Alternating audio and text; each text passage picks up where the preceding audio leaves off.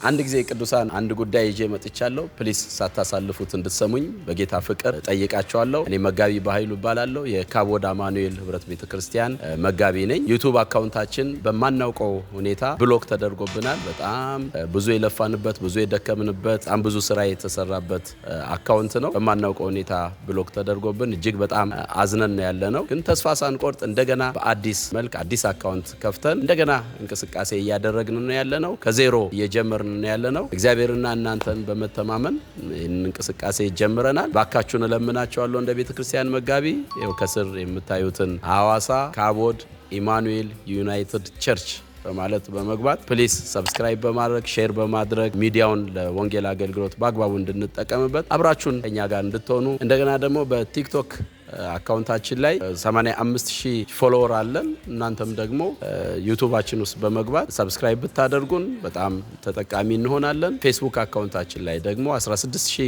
ተከታዮች አላችሁን። እናንተም ዩቲዩባችን ውስጥ በመግባት ሰብስክራይብ ብታደርጉን እጅግ በጣም እንጠቀማለን።